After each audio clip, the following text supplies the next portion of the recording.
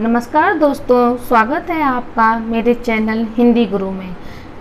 पिछली क्लास में हमने पढ़ा भाषा और उसका विकास के अंतर्गत अपभ्रंश के भेद। अब हम पढ़ेंगे अपहटट भाषा। यह एक भाषा विशेष का नाम है। अपहटट का संस्कृत अनुवाद अपभ्रष्ट। अपहटट का नाम स्पष्ट रूप से प्रयोग विद्यापति के ग्रंथ कीर्तिलता में मिलता है। देसिल अबना सब जन मिठा, जो तैसन चंपियो जो अपहटटा। विद्यापति ने स्पष्ट ही यहाँ देसिल वैना देसी वचन और अपहटट को एक ही माना है और अनुमान है कि यह अपहटट विद्यापति के समय में प्रचलित साहित्य भाषा थी, जिसे जनसाधारण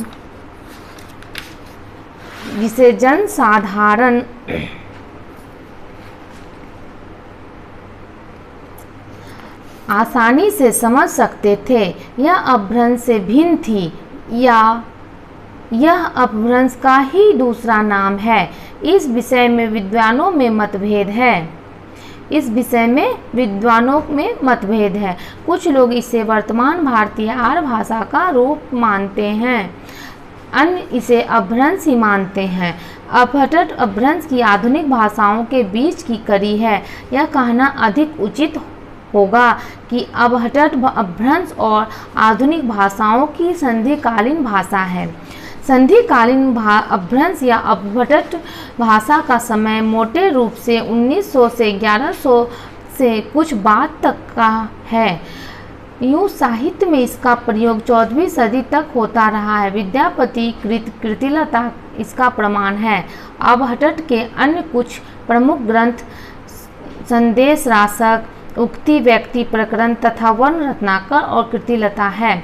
अपभ्रंश और पुरानी हिंदी का संबंध। अब हम जानेंगे अपभ्रंश और पुरानी हिंदी का संबंध।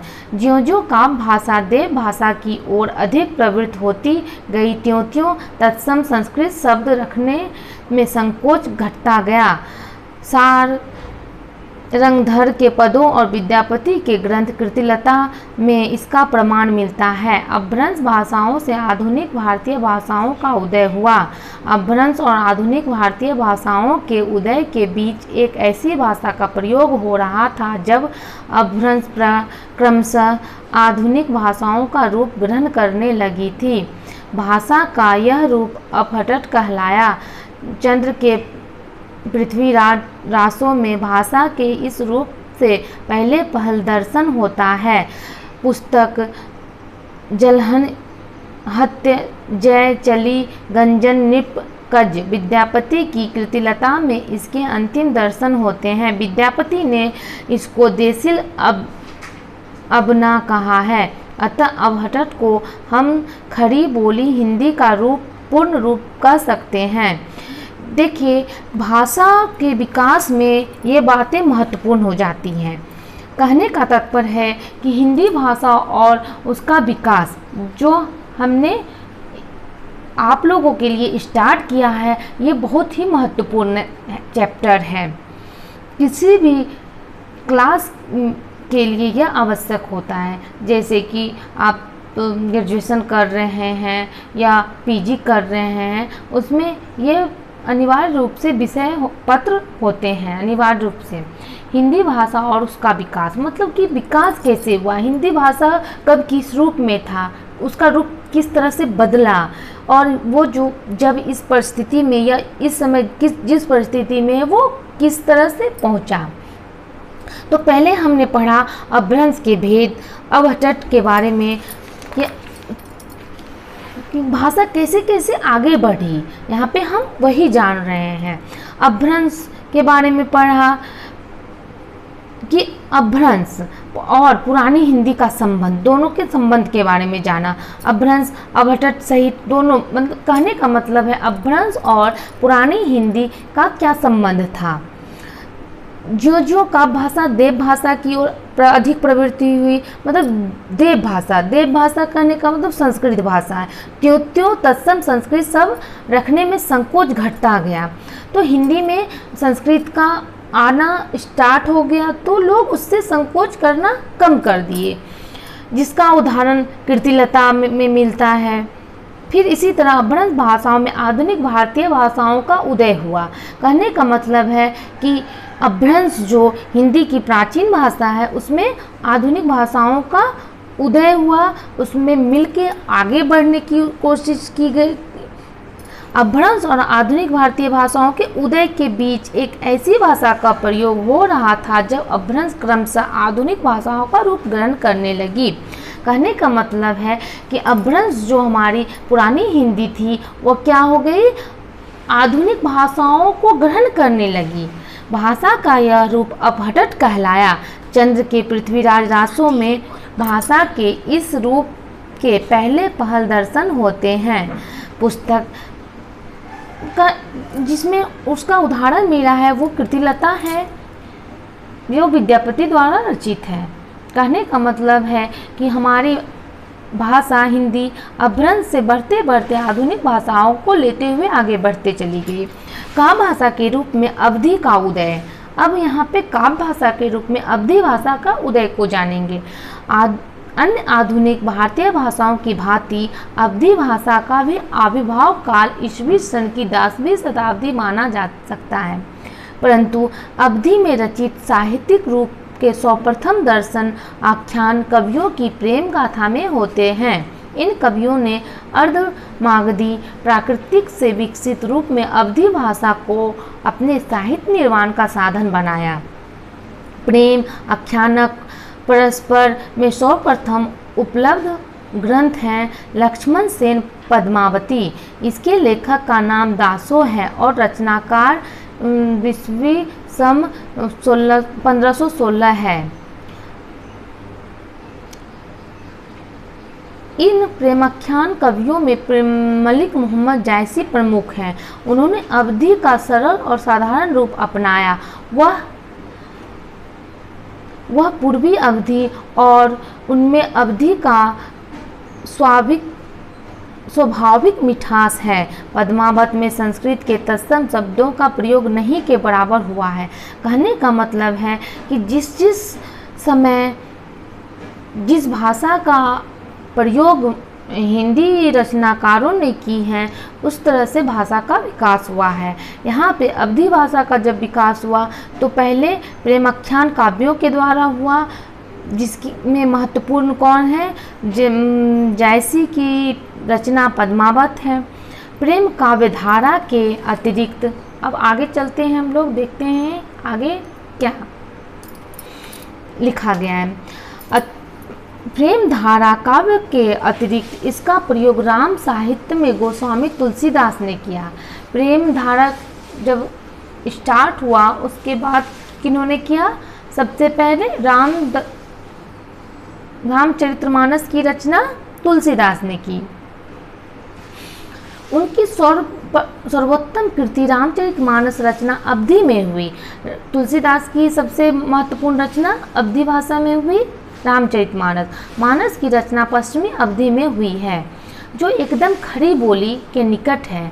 रामचरितमानस में संस्कृत के तत्सम शब्दों का प्रयोग खुल के किया गया है। डॉक्टर रामकुमार वर्मा के शब्दों में इनमें संदेह नहीं है कि तुलसी ने अवधी को परिष्कृत कर उसे संस्कृतमय कर दिया। तथापि भाषा का यह गौरव है कि उस समय की काव्य परंपरा में प्रचलित ब्रजभाषा की उपेक्षा करके तुलसी ने अपनी मौलिकता अवधी में दिखाई। जिस समय रामचरितमानस की रचना हुई उस समय काव्य ब्रजभाषा में लिखी जाती थी, लेकिन तुलसीदास ने अवधी भाषा को अपनाई और उसमें उन्होंने अपनी मौलिकता दिखाई। अवधी को ब्रजभाषा के समान साहित्यिक रूप देने का श्रेय तुलसीदास को ही जाता है। ब्रजभाषा के समान साहित्य रूप में तुलसीदास ने ही अवधी को लाया।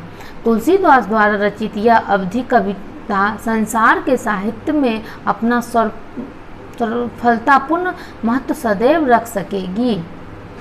समय के प्रभाव के साथ अवधी भाषा का क्षेत्र भी विस्तृत होता गया। उत्तर प्रदेश में हरदोई जिले को छोड़कर शेष अवध में अवधी का प्रचार प्रसार है। अवधी के क्षेत्र में लखनऊ, उन्नाव, रायबरेली, सीतापुर, खीरी, फैजाबाद, गोड्डा, बहरचाई, सुल्तानपुर, प्रतापगढ़ और बाराबंकी जिले आते हैं। इनके अलावा दक्षिण में गंगा घाट, इलाहाबाद, फतेहपुर, कानपुर, मिर्ज़ापुर और जौनपुर के कुछ भागों में भी अवधी बोली जाती है। इसका मिश्रित रूप मुजफ्फरपुर तक पाया जाता है। मध्यकाल के बाद ब्रजभाषा की प्रतिद्वंदिता भी अवधि ठहर नहीं सकी। आजकल इसमें साहित्य रचना बहुत कम की जाती है। आगे देखेंगे ब्रजभाषा। ब्रजमंडल में बोलने के कारण इसे ब्रजभाषा कहा जाता है। खड़ी बोली के साहित्यिक पद पर आसीन होने से पहले ब्रजभाषा ही प्रमुख साहित्यिक भाषा थी। इस भाषा में अत्यंत उच्च कोटि का साहित्य सृजन हुआ। काव्य भाषा के रूप में ब्रजभाषा का उदय और विकास। काव्य भाषा के रूप में सौरसेनी अथवा नागर अपभ्रंश से उत्पन्न ब्रजभाषा में साहित्य की रचना विक्रम की 12वीं शताब्दी से आरंभ होती है। उस समय इसका नाम पिंगल था। वह राजस्थानी साहित्य पिंगल के समान मध्य देश की साहित्यिक रचना का नाम था। इस साहित्य का विस्तार हिंदी के अन्य किसी भाषा के विस्तार से अधिक रहा। 13वीं शताब्दी में अमीर खुसरो ने गीतों में ब्रजभाषा के परिष्कृत रूप के दर्शन होते हैं। अमीर खुसरो ने कविता काल सन 1280 के आसपास से ब्रजभाषा काव्य का क्रमबद्ध